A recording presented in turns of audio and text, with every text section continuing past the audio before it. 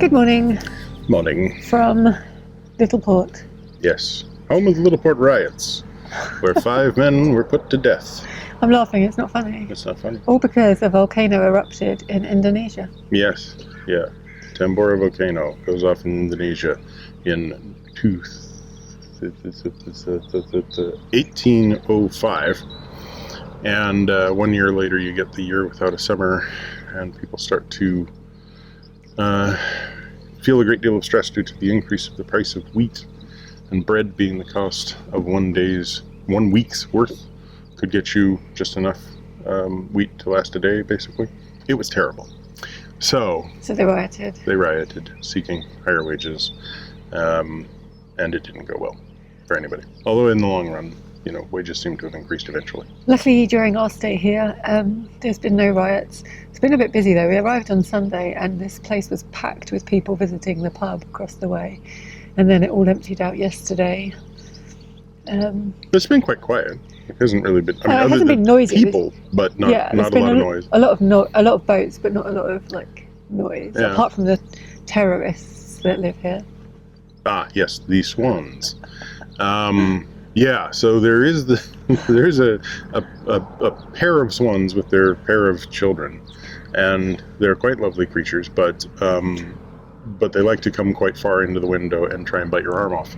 So there's been several savagings. They turn up for breakfast, lunch, and dinner, and they tell you. They're like, where's my meal? The other thing that happened here is George got his hair cut, and he's looking rather smart, although it's a little bit tufty because he tolerates the clippers for so long, and then he's like, well, I've had enough now. Yeah. So he's a bit hairy around the nethers. Yes, he's got feathers around the nethers.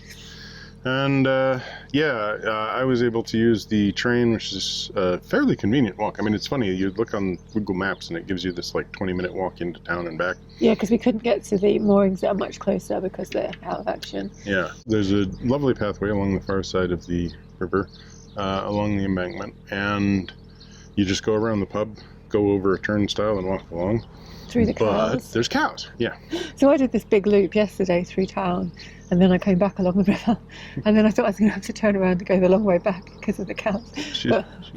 Jo calls me and she's like, I'm 2 minutes away, or I'm half an hour away. Then my guy had to come and walk me through the I had to come out and walk through the cattle, part the cattle like Moses, parting the cattle, and then come back. So yeah, today we're just heading to Ely, past the junction with the Lark. I think we're going to have a couple of days in Ely because there's a few admin-y bits we need to do there. Mm-hmm. And then we're going to come back and come up the Lark, and that also is good timing because Michael's quite interested in going into the Ely Pumping Museum. But that's only open on Sundays and Mondays, so we need to get back there on the Lark for Sunday. It's only open on Sundays and Mondays, and there's the sort of persistent things haven't fully opened yet, and there's always the possibility. So anyway, you just have to kind of look at the website in the days ahead of time, and it'll tell you if yours remaining open. So Ely and then back and then down.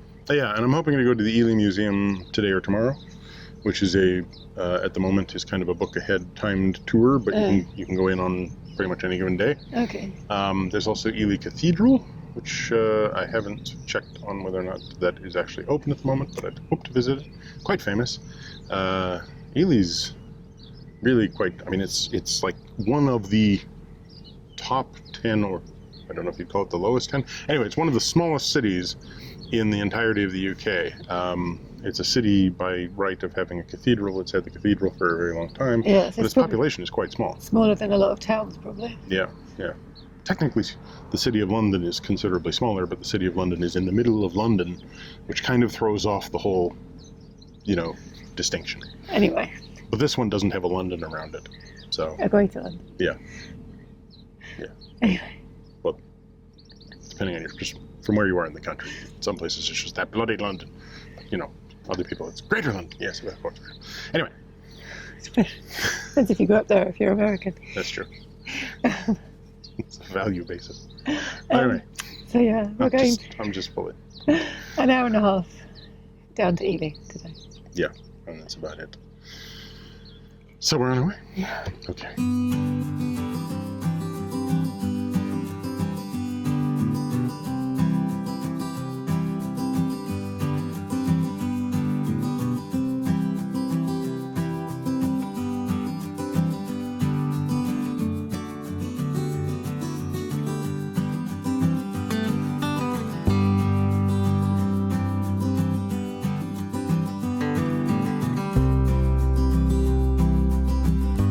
Yesterday these tables were packed, as were the moorings. If you come for Sunday lunch here on a sunny day, my advice would be to get here early.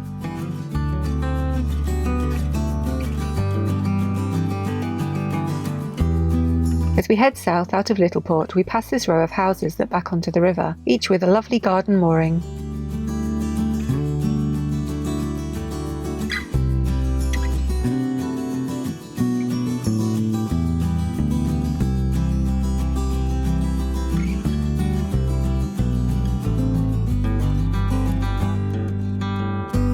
It's just 6 miles to Ely, so it's going to be a fairly short trip, and for the first half of the cruise the river runs in a dead straight line. Apparently it's known as the Adelaide Strait. This stretch of river was used as an emergency alternative for the famous Oxford and Cambridge boat race earlier this year because the Thames was closed at Hammersmith Bridge. The only other time the race was held here was in 1944.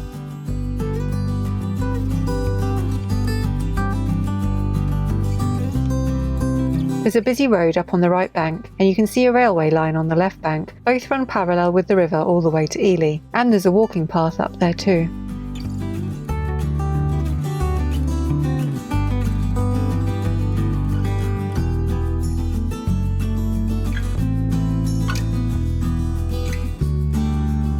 This sign advises of a speed check area. This means that boats can check their own speed by timing how long it takes to travel between two markers. The limit here is a rather speedy 7 miles per hour, and we're travelling well under that. It's a useful tool though if you're unsure of what 7 miles an hour feels like over water.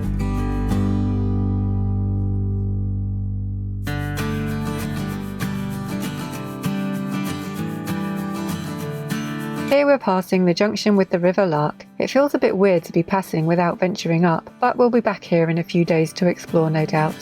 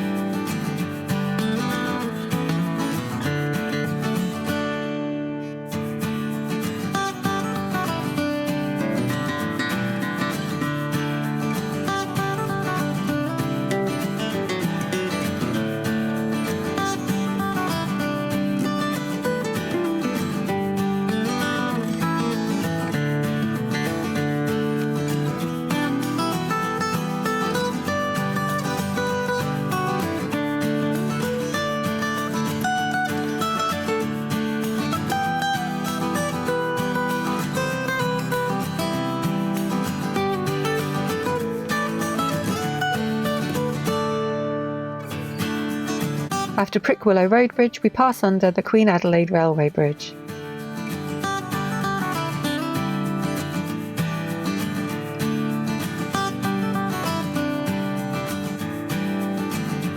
There are some visitor moorings here, but half of the length seems to have been fenced off and is out of action at the moment.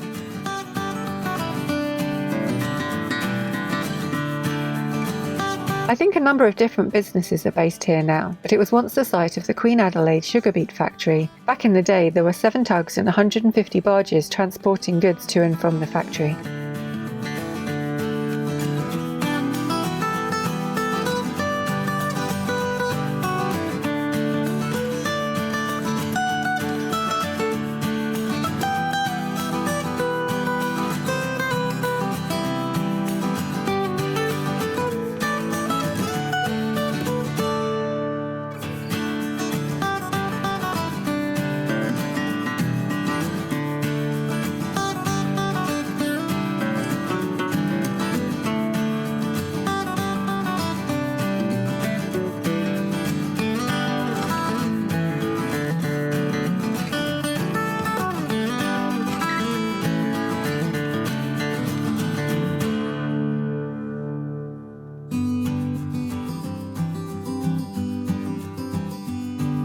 This is the entrance to the Roswell Pits. It's a nature reserve and site of special scientific interest.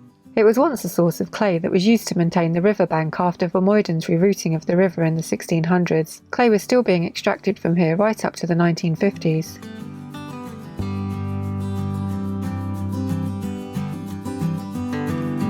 As well as now providing wildlife habitats, the pits are also home to the Ely Sailing Club.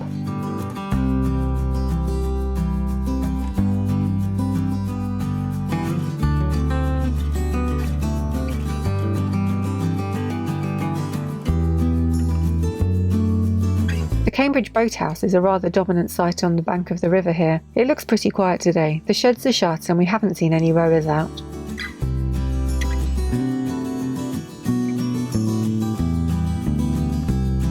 Just after the boathouse, we get a lovely glimpse of Ely Cathedral in the distance.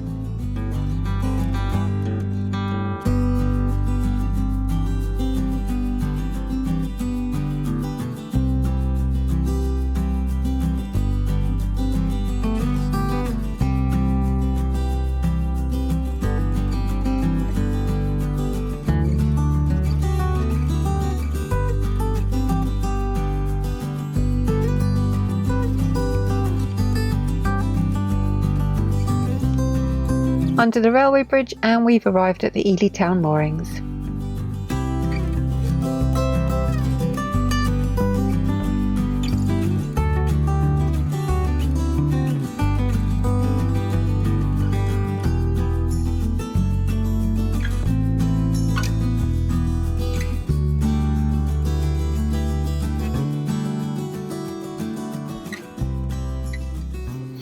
Morning.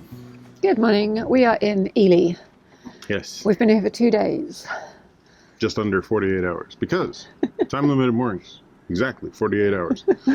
And yeah, we're heading off just about 5 minutes under 48 hours. So we did quite a lot of admin-y stuff in Ely. Yeah, admin. I did some touring. Some touristing. I went to the Ely Museum, which at the moment you need a time-limited ticket for, and you need to arrive within the 15-minute window, but then you get there and it says, walk-in tickets available, because there's nobody going through there. It is the newly opened Ely Museum, which has reopened after pandemic in the old Bishop's Jail, which is interesting because although the museum has some interesting little sort of displays and stuff, it is definitely aimed at kind of a younger school crowd.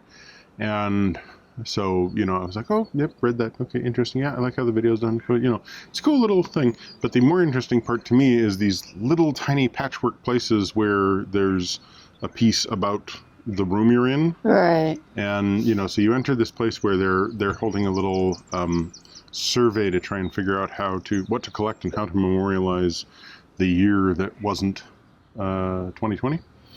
And in there, you're inside the room which was the condemned prisoner's cells.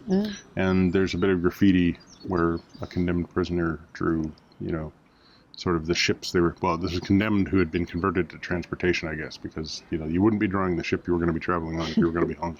But anyway, yeah, it's an interesting little place, and well worth a visit.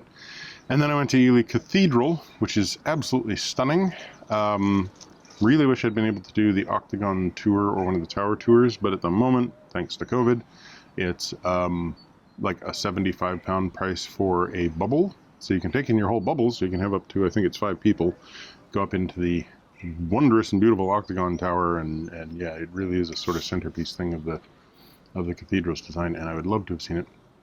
But I would only have been able to bring you at maximum, and so that would have been pretty pricey for each of us. Yeah. And although it is a dog-friendly cathedral, on the ground level, they're not allowed up in the towers, understandably.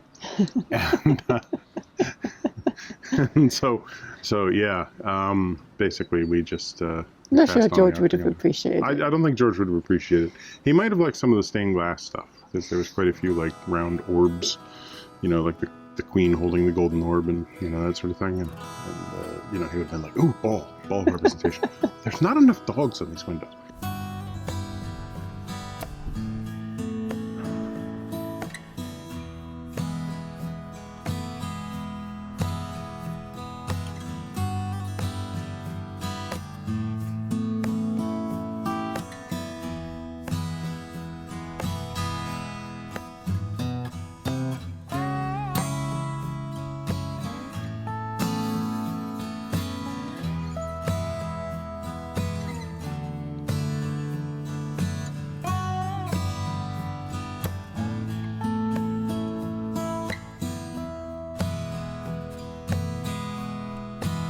If you visit Ely Cathedral Tuesday through Sunday, you can pay an extra £4 to visit the Stained Glass Museum. Ascending 40 stone steps, a traffic light system ensures you won't literally run into anyone else on the stairs. There are some fascinating miniatures detailing the work of a stained glass studio, from the original cartoon through installation and pieces both ancient and modern. Michael particularly liked two very modern pieces. Tinker Tailor 2020 by Rachel Mulligan documents life under COVID in what seems a medieval art form.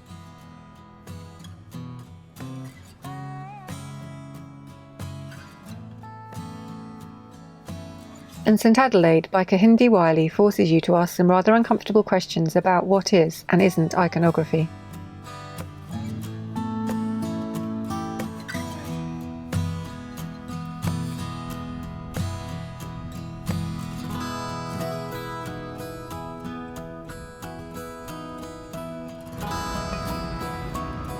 We also make a brief stop outside Oliver Cromwell's house.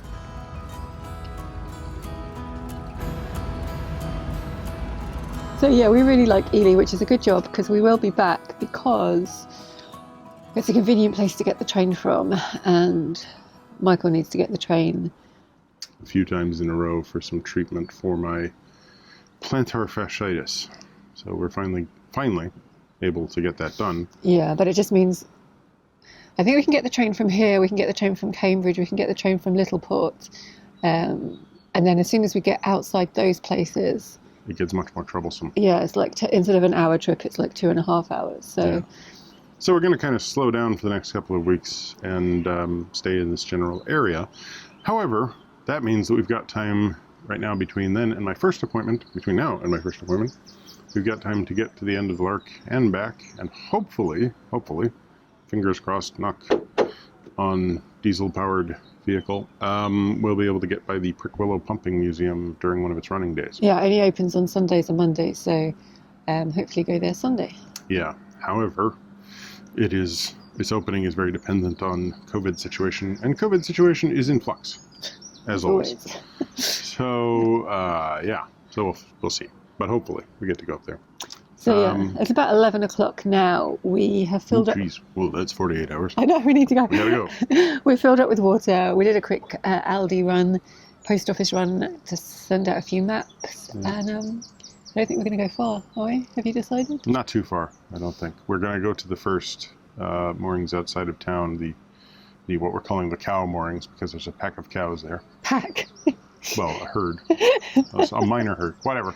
But if there's room there, we might just stop there and... Yeah, otherwise we're going to go and turn up the Lark and get to the first moorings there, probably. It was a nice place to be. Lots of pedestrian traffic. It was quite quiet, for the most part. There was a little bit of noise last night with some people who were boisterous and worse for drink, I would say. Oh, I slept right through You slept there. Okay, that's good, because I didn't sleep through it, because there was some apparently, like, an actual yodeling contest. Oh.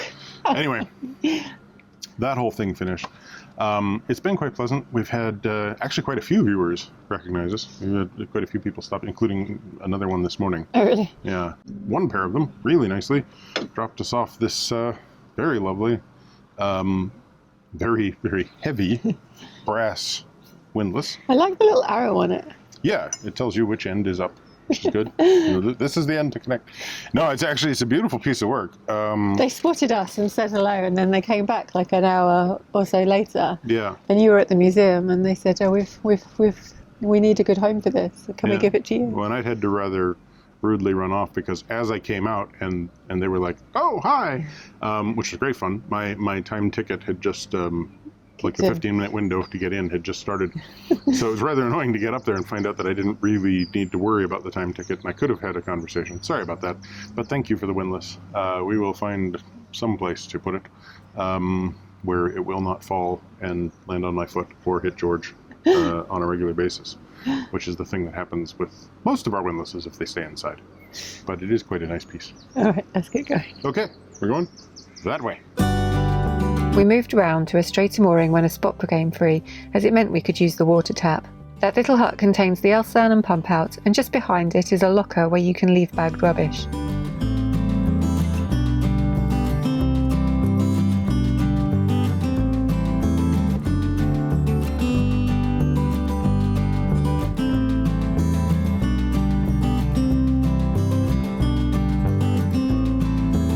It's at this point that we remember that there's an annular eclipse today, and sure enough, as we look to the clouds, we get a brief glimpse of the sun.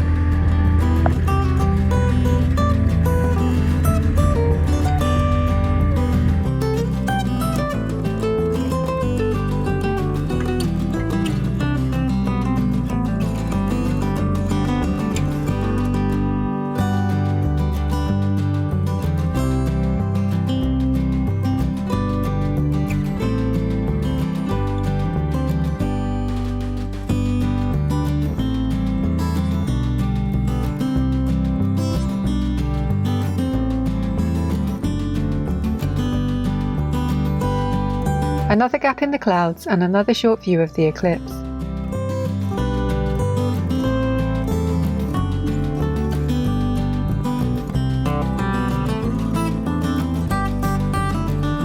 Back past the Cambridge boathouse, and all the doors are open today, so I expect we'll see a few more rowers out on the water. We're actually heading north again now, retracing our steps from the first half of this video. We would have liked to have stayed in Ely longer, but all the moorings on the Ouse and its tributaries have been limited to 48 hours, so we're having to do some mooring hopping, which is fine. It's actually quite nice to do these short little cruises. This is the same boat that just passed us, now coming back the other way.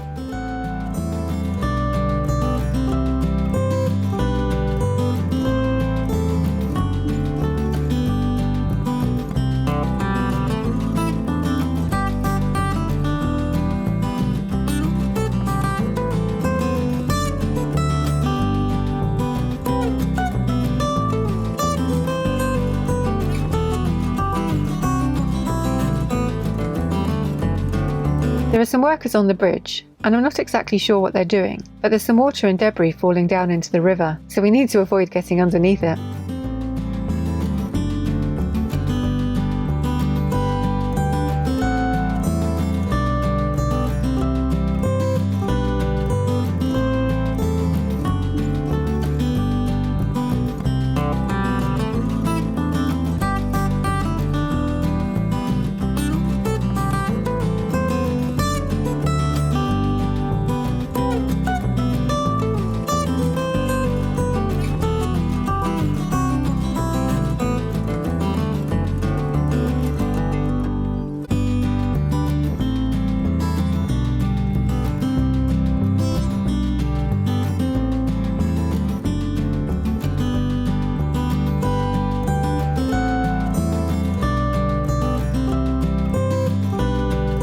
Anne passed us for the third time. These rowers are pretty damn speedy.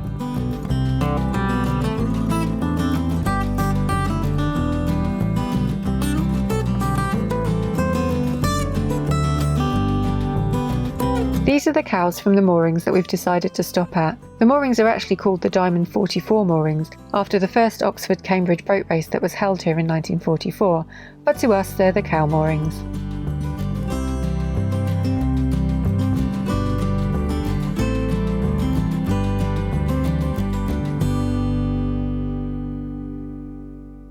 I'm making the sky blue. The sky's already blue. I'm making it bluer. Sun is bright, even though it's cloudy. And partially eclipsed. That's really exciting. Someone tweeted yesterday and told us about it. I think you knew anyway, didn't you? For about a month. And had an alarm and everything. We did the recording this morning, and we meant to mention it, and we forgot. And then as we were coming along, I said, "Oh, we forgot to mention the eclipse." And Michael looked up. Oh, it's cloudy. No, there it is. Well, see, I got the alarm this morning that I'd said like a month ago. And I was like, okay, the eclipse beginning now, right? And then it was like, okay, perihelion going to be here. This is where most of it will be cut off. Okay, cool. And I'm like, okay, I know what time to look. And then the time comes and my alarm goes off and I look up and it's like, it's a dense gray, just like completely no blue in the sky. No way I'm going to see anything, not even through cloud cover. Can't even identify where the sun is. It's so diffuse. So I was like, oh well, guess we missed out on that one. So then we get moving and we get through the railway bridge, and you'd been looking up and seeing, we could see the rails. And, yeah. you know, because you could see through the bridge. Like there's a grate on there that allows you to see through the rails, and she was surprised to see through the rails. And I was grateful was that there like, wasn't man, I a wish we'd train. timed that so that the crane had come over, and she'd be like, well, what if somebody pooped? And then I'm like, that's not what we use here. But that reminds me of India, because that's when you can look through the toilet and see the ground passing beneath you. And then I had this image of passing over the Varanasi bridge, and you know, and being able to look down and see people below you.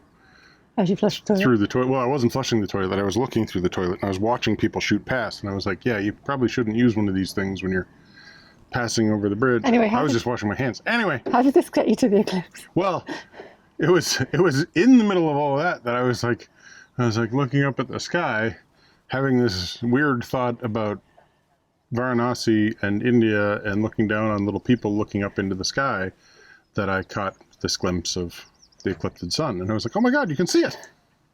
And it was You're not supposed to look at it, but you can see it. That's the most exciting thing, because I've never seen one before. Yeah, and it was really we could only view it because the cloud cover was so thick that when you looked up for like a brief moment, as you sort of, you know, visually positioned where the sun was, it was so much cloud cover between us and it that you could actually get this brief moment of like, oh, that's actually where it is. And then we were looking at it through the phone as we were filming as well. Yeah, so we saw the little cookie bitten out of a piece of the sun. And then we're making you get the feeling, like, because I haven't seen one in a long time. I'd seen an annular eclipse when I was a kid in Saudi Arabia. Like, it was a total eclipse, although it didn't quite, you know, cover everything. But it almost came to the sort of ring. We were just in the wrong place. And I've seen a couple of, like, partial ones before. I actually got to see the Venus transit when Venus went across the sun through this, like, ridiculously long lens with, like, many filters that we put on it, so I could actually watch Venus going across the sun. So I've been lucky with viewing things on up there. But still, it was like, you know, glancing up at it, and it's like, man, can you imagine being out here, like, fishing in the reeds or whatever, like trapping some eels and stuff, and just looking up and seeing somebody taking a big chunk out of the sun? You mean like 500 years ago? Well, I'm thinking more like 1,000 years ago. Okay. You know, but yeah, that just. Then we were making all sorts of prophecies about the future. Oh yeah, yeah. I was like, what was the one that a man will form a hemorrhoid today? A great man will have a hemorrhoid somewhere.